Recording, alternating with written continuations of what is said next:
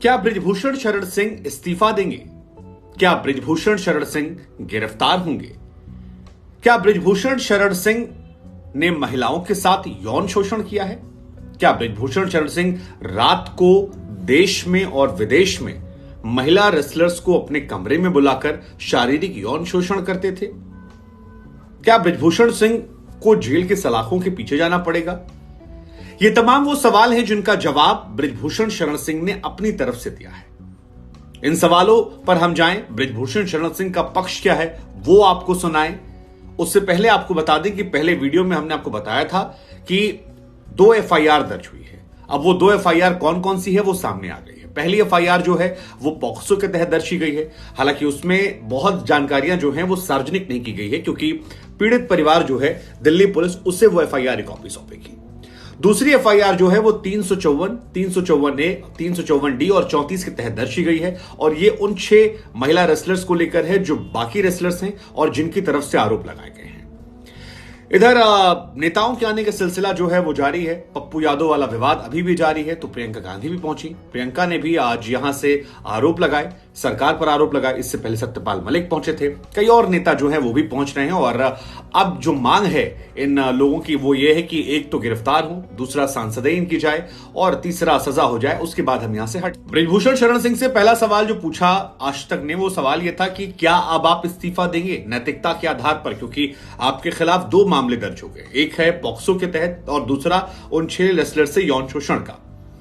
तो अब तो नैतिक आधार पर इस्तीफा दे देना चाहिए। अगर आप सही होंगे तो फिर आप जब दोबारा निर्दोष साबित हो जाएंगे तो आ जाइएगा। तो बृजभूषण शरण सिंह का कहना था कि अगर मैं इस्तीफा दे देता हूं तो मैं दोषी मान लिया जाऊंगा। यह एक मैसेज जाएगा कि मैं आरोपी, मुझ पर आरोप लगे और एफआईआर दर्ज हुई और मैं इस्तीफा दे रहा हूं क्योंकि मैं खुद को दोषी मान रहा हूं। मैं ऐसा नहीं करूंगा। ये जो तमाम खिलाड़ी हैं ये अपने बयान बदल रहे हैं। बृजभूषण ने कहना था कि जब ये मामला शुरू हुआ था तब इन लोगों ने आरोप लगाया था कि इस्तीफा दे दीजिए, पहली मांग ये थी। उसके बाद कुछ दिनों बाद इनकी मांग आई कि सेक्सुअल हरासमेंट किया जा रहा है। सेक्सुअल हरासमेंट को लेकर भी बृजभूषण ने एक सवाल दागा, कहा कि हरियाणा के अलावा देश के और बहुत सारे राज्य हैं, केरल से लेकर आंध्र प्रदेश, यूपी, बिहार और देश के तमाम राज्य हैं, वहां के भी खिलाड़ी हैं। ऐसा क्यों हो रहा है कि सिर्फ एक प्रदेश के खिलाड़ी, एक परिवार के खिलाड़ी या एक अखाड़े से जो खिलाड़ी आते हैं उनके साथ ही सेक्सुअल हरासमेंट हो रहा है? बीते 10 सालों में वही एक परिवार या वही एक खाप के साथ क्यों हो रहा है, वही एक अखाड़े के साथ क्यों हो रहा है, बाकी लोगों के साथ क्यों नहीं हो रहा है? और साथ ही इन्होंने कहा कि देखिए इसके बाद इन्होंने सरकार से मांग की कमेटी की, सरकार ने कमेटी बनाई, लेकिन कमेटी की रिपोर्ट आती उससे पहले ये लोग सुप्रीम कोर्ट पहुंच गए और अभी भी इनकी मांगे बढ़ रही। ऐसे में बढ़ती मांगे, बदलते बयान को लेकर मैं इस्तीफा नहीं दूंगा। उसके पीछे मेरा तर्क यही है कि इस्तीफा देने का मतलब है मैं अपने आप को दोषी साबित मान ले रहा हूं, और ये सब कुछ अब इसलिए हो रहा है क्योंकि मुझे तो निशाना ये खिलाड़ी बना रहे हैं, लेकिन मेरे साथ मेरी पार्टी को निशाना बनाया जा रहा है। ये बृजभूषण सिंह का पहला वर्जन था। जो सवाल पूछा गया था कि आप क्यों इस्तीफा नहीं दे देते हैं जब आपके ऊपर पॉक्सो के तहत धारा दर्ज हुई है और अब आप पर जांच शुरू हो गई है। हालांकि बृजभूषण ये भी कहते नजर आए कि मैं सुप्रीम कोर्ट का सम्मान करता हूं, स्वागत भी है और मैं सहयोग भी करूंगा, क्योंकि सुप्रीम कोर्ट से बड़ा कुछ नहीं है, मैं जानता हूं वहां से मैं निर्दोष साबित होऊंगा। ये बृजभूषण के बयान का पहला वर्जन था। दूसरा आरोप जो बृजभूषण ने लगाया वो थोड़ा गंभीर आरोप था। दरअसल सवाल ये पूछा गया कि बृजभूषण शरण सिंह पर ये खिलाड़ी क्यों आक्रामक है, इतने सारे लोग देश दुनिया में हैं, आप ही पर निशाना क्यों साधा जा रहा है? तो कहा कि 3 पॉलिसी में लेकर आया था, इस पॉलिसी को लेकर विवाद हो गया। पहली पॉलिसी कि अगर आपको नेशनल खेलना है तो आपको अंदर कंपटीशन करना पड़ेगा, बच्चों के साथ करना पड़ेगा। उन्होंने कहा कि पहले जो माहौल था वो ये था कि जो सेलिब्रिटी होते थे वो सीधे जाते थे लड़ने खेलने, एक मैच खेला बच्चे के साथ और सीधे निकल जाते थे। हमने वो फॉर्मेट चेंज किया। हमने कहा कि जब कैंप में रहना है तो आपको नेशनल लड़ना पड़ेगा, और अगर नेशनल नहीं लड़ेंगे तो फिर आपको कैंप में रहने नहीं दिया जाएगा। कहा कि आपको, आप भले ही कहीं से जीत कर आए हो, आपको लोकल बच्चे के साथ भी लड़ना है। अगर वो आपको हरा देता है तो फिर आपको एक मौका और दिया जाएगा। नया बच्चा जो है उसे 3 बार हराना पड़ेगा तब वो क्वालिफाई करेगा, लेकिन आपको भी यहां पर एक बार उसे जीत कर जाना पड़ेगा। और कह रहे हैं कि इसका विरोध जो है ये ज्यादा हो गया। दूसरा उनका कहना था कि हरियाणा का एक डोमिनेंस रहा है, उस डोमिनेंस को खत्म करने की हमने कोशिश की, जिसमें देश भर से कहीं सिलेक्शन होता, हरियाणा के बच्चों का हो जाया करता था, बाकी सब बैठ के देखा करते थे। तो उस प्रथा को तोड़ने के पीछे भी हमारा एक विरोध हो रहा है। और तीसरा उन्होंने कहा कि अगर इतनी सारी चीजें हो रही थी तो सीधे जंतर मंतर क्यों, मीडिया के सामने क्यों नहीं कह दिया गया? इससे पहले आप कई और भी माध्यम थे, वहां पर क्यों नहीं किया गया? दूसरे राज्य के खिलाड़ी जो हैं वो क्यों आरोप नहीं लगाते हैं? और बार बार वो फोकस कर रहे थे कि एक ही फैमिली, एक ही अखाड़ा उनके खिलाफ क्यों है? ये बृजभूषण शरण सिंह का वर्जन था। और आखिरी सवाल जो बृजभूषण शरण सिंह से पूछा गया वो ये था कि आप क्या इस्तीफा दे देंगे और किस शर्त पर इस्तीफा देंगे? तो उन्होंने फिर कहा कि मैं अपराधी बनकर इस्तीफा नहीं दूंगा। हाँ, एक शर्त है, मैं इस्तीफा दे दूंगा अगर ये तमाम जो खिलाड़ी हैं ये चुपचाप वापस लौट जाएं, कैंप में चले जाएं और कैंप में जाने के बाद वहां पर प्रैक्टिस करें तो मैं इस्तीफा भिजवा दूंगा। लेकिन वो इस्तीफा अपराधी बनकर नहीं होगा।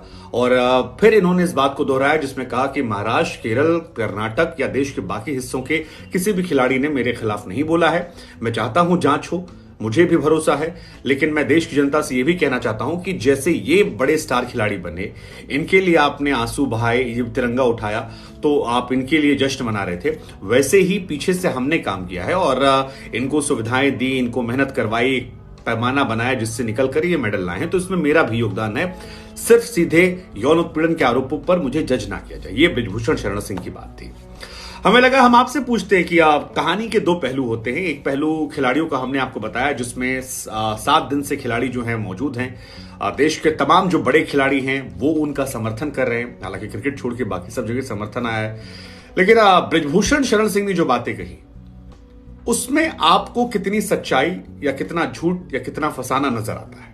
अहंकार नजर आता है, सच नजर आता है, या एक सियासत नजर आती जो कहते हैं कि कई उद्योगपतियों के साथ मिलकर एक राज्य विशेष में, वो भी एक अखाड़े के लोगों ने। इधर रेसलर बजरंग पुनिया ने और भी आरोप लगाए, कहा कि रात को लाइट काट दी गई थी, पानी काट दी गई थी और पुलिस परेशान कर रही है। पानी के टैंकर जो थे उन्हें उठा ले गई, वो पब्लिक टॉयलेट जो है उसे दूसरी जगह शिफ्ट कर दिया गया। एसीपी को कॉल की तो उन्होंने कहा वैसा ही चलेगा। ये आरोप जो है ये बजरंग पुनिया की तरफ से लगाए गए। कहा कि केस दर्ज हो गया, अब बेहतर है कि अपना धरना उठाओ, चलते बनो। साक्षी मलिक से सवाल पूछा गया कि पॉलिटिकल बयानबाजी बहुत हुई है। कल आपको याद होगा कि योगी आदित्यनाथ को लेकर पप्पू यादव ने स्पेशली जो बयान दिया था, तो उन्होंने कहा कि यार हम जिम्मेदार नहीं, हम अपना खेल को लेकर यहां पर विरोध कर रहे हैं और अगर कोई पॉलिटिकल पार्टी आती है और वो कोई पॉलिटिकल बयान देती है तो उसके लिए वो पॉलिटिकल पार्टी या पॉलिटिकल नेता जिम्मेदार होगा, हम सिर्फ अपने काम को लेकर जिम्मेदार हैं। लेकिन दो बड़ी बातें हैं। एक, पॉक्सो का दर्ज होना। पॉक्सो एक बहुत गंभीर धारा है। क्या इसमें बृजभूषण की गिरफ्तारी होगी? पहला सवाल। दूसरा, क्या यह धरना अब किसान आंदोलन की तरह हो गया है जिसमें अनंत काल तक कुछ नजर नहीं आ रहा है? लग रहा है कि लंबा जाएगा।